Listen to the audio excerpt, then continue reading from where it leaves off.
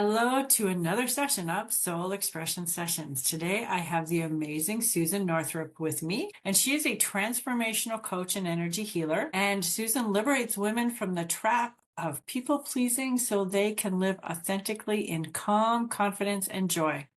Susan spent decades without boundaries, focusing on ensuring the happiness of those around her as her self-worth and identity crumbled.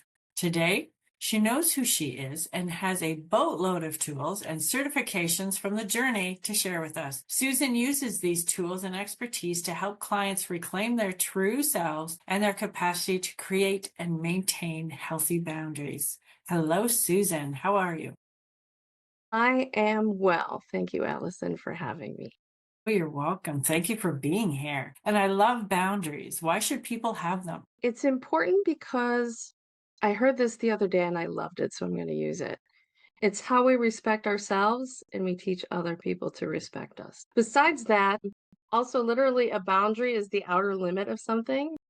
And so it's how we define ourselves outside of the rules we have for other people, like child, parent, spouse or partner, employee, volunteer, all of those different roles we have in life can encroach and can encroach.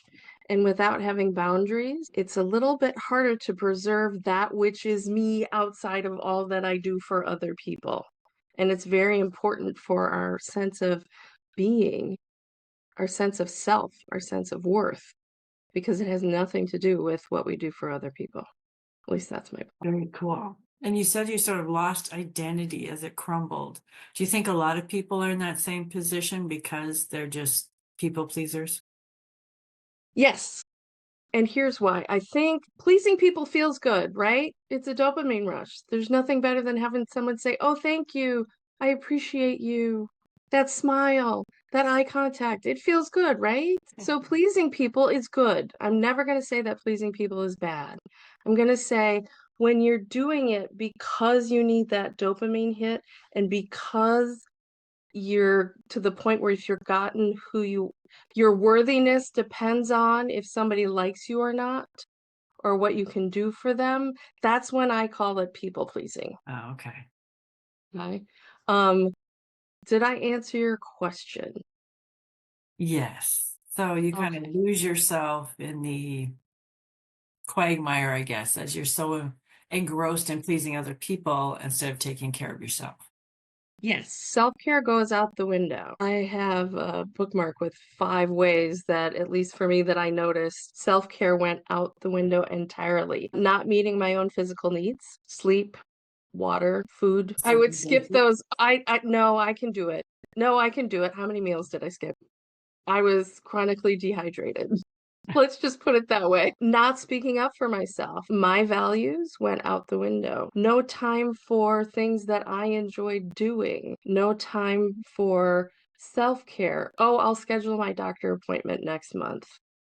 Oh, I'll get that checkup next month. Oh, I can reschedule that doctor appointment, no problem. How long has it been since I've been to the dentist? I don't have time. Yeah. The optometrist? What's that? So, yes, self-care can go out the window because we're doing things for other people so much. And having time for activities for ourselves, those things that nourish us, what's that? Me time? What's that? It goes out the window. And that is vitally important, I think, for the health of all women. And that, from what you've said, it does make sense that it makes it hard to set boundaries then, because it would Yeah, be kind of a do I, don't I right. kind of thing. Yeah, and it's not something they teach in school, right? Oh, that's true. We're taught don't use somebody's markers without asking.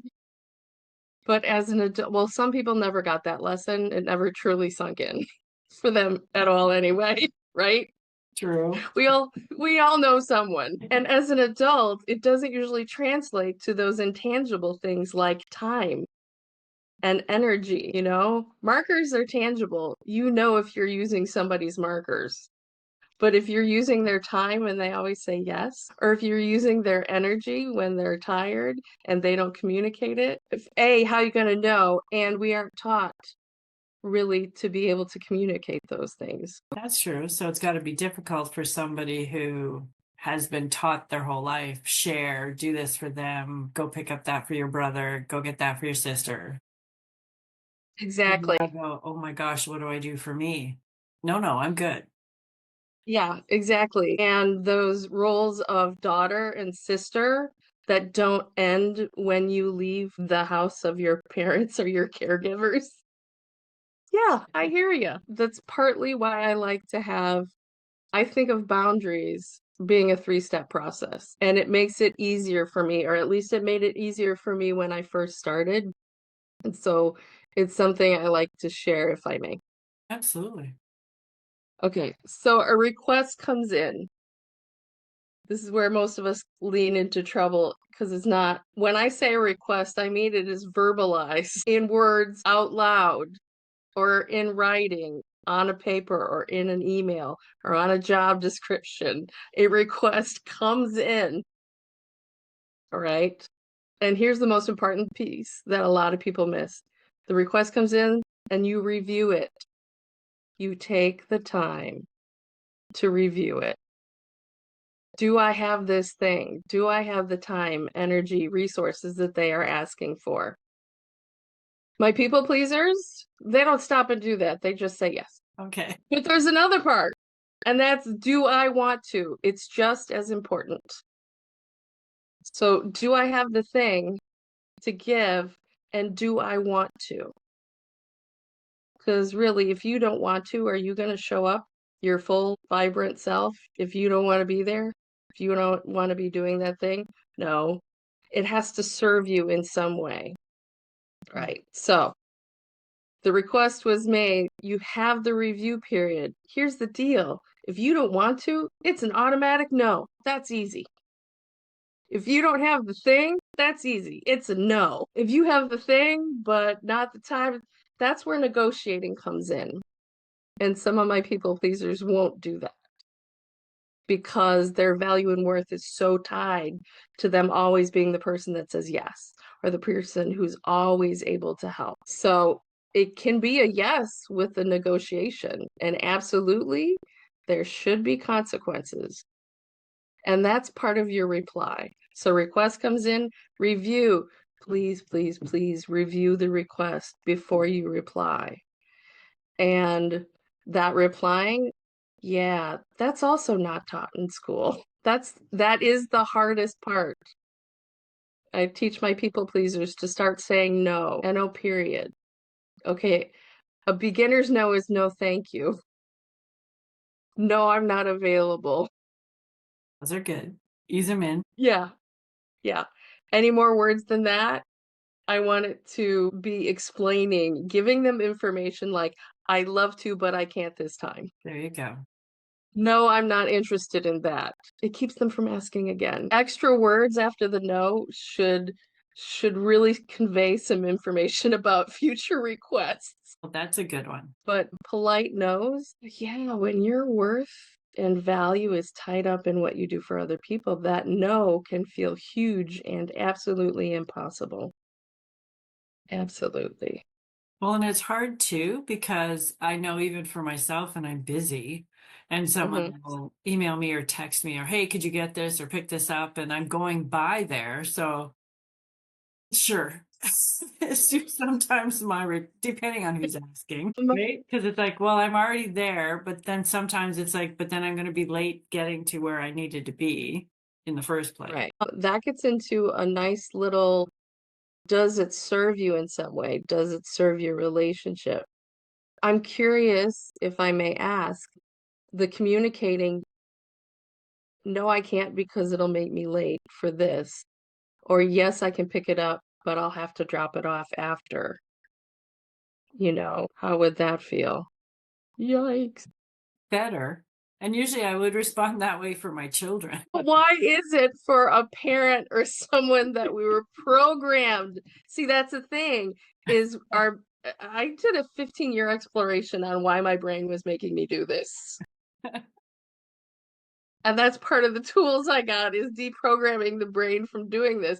Because seriously, we are programmed to say yes to certain authority figures, even if we are now, they were here and we were here, and even now we're both adults. The dynamics of the relationship and how we were programmed when we were young has an impact.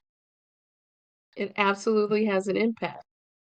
That's why with some of my clients, we literally, some people don't like this word, but we reprogram those beliefs around, I have to say yes to this person, to be, I can negotiate with this person. Because that drive is strong, I'm sure. Yeah. It is. And sometimes there's some people it's very easy for me to say, no, I'm sorry, I'm just too busy. Yes. But you're right. It's like, oh, if my kids ask or my mother asks, or When I first started implementing boundaries externally, like the farther they were away from me and the less I cared about the relationship, the easier it was. But as they got closer and closer and closer to me, are there still some things with boundaries I'm working on with my spouse? Absolutely. The closer they get, I'm going to say yes, it's harder, and I haven't died yet. So, good to know. I haven't died, the sun still rose. And let me tell you, there were times when, oh, especially with those unspoken requests, there were times when I was white knuckling, not doing something for someone because they were perfectly capable of figuring out something for themselves. They were adults, but not helping. Yeah, it was a very uncomfortable night. But the sun rose the next day and I had not died, and the person turned out to be okay. Were they moderately uncomfortable? Yes. But I had my evening back. I'd And spent a they majority probably of a grew from morning. the experience. Right. Exactly. I grew from the experience, and it was that much easier the next time. It was that much easier the next time. What are other best practices, I guess, in learning to set better boundaries? I would have to say, always take the time to review the request. Okay. And what I mean by that, you can say things like, let me think about that. That's kind of vague. You can also say, when do you need to know? Because that empowers the other person to find someone else if you can't respond when they need to know. And you're not the only person in the universe that can help them. Are you sure? Am I sure? Uber. Yes, I am sure. The other thing is serving. There are really three things that drive us saying yes to someone. There I have found, and this is in Linehan's work, wanting to preserve the relationship, wanting to feel good about yourself, and wanting the thing. There's the thing, the relationship, or wanting to feel good about yourself. And a lot of times people sacrifice the feeling good about themselves because they want the other person to have the thing more. And what I found is that a lot of people may be overestimating the discomfort that may happen if you don't do something. So always review the request and balance that. Do I want to in with the will it serve the relationship in a way that would make me happy to do it? Does it serve my self-respect to do this for this person? Yes, it does. It holds with one of my values. My value is being a good daughter, which means doing something.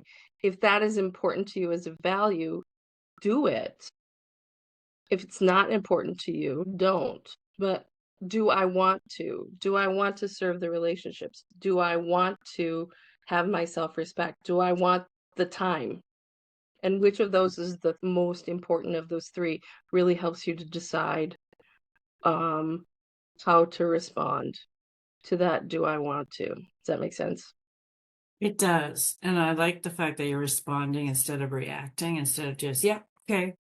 Yes, exactly. Exactly. Take the time to think. Beautiful. So that's, I guess, from what you said, the biggest sort of mistake we make is sort of sacrificing ourselves. What other Yeah. mistakes do we make usually?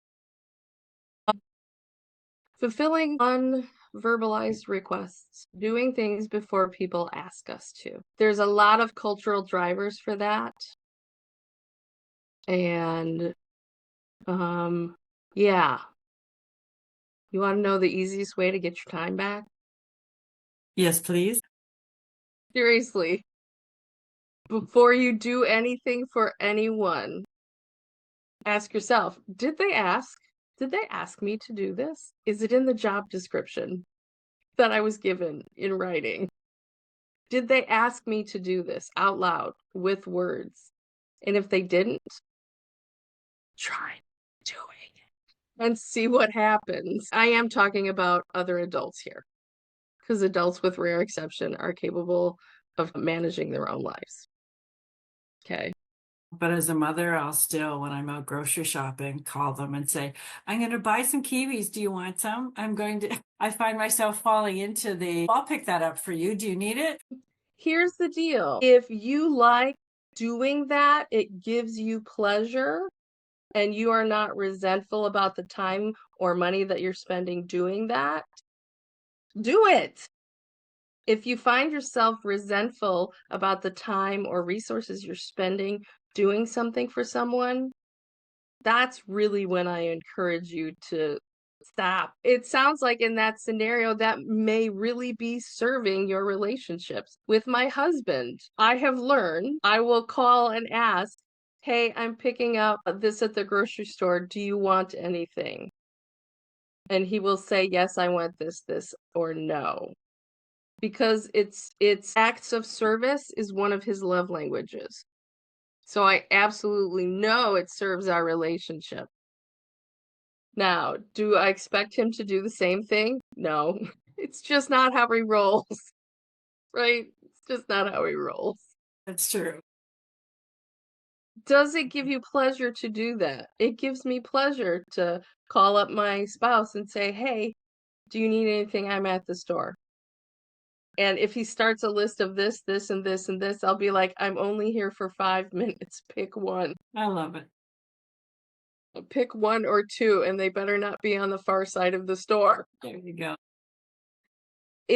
I guess I would say is I need to amend what I said earlier. If you're finding yourself resentful about the time you're spending, definitely try not doing something now and see what happens.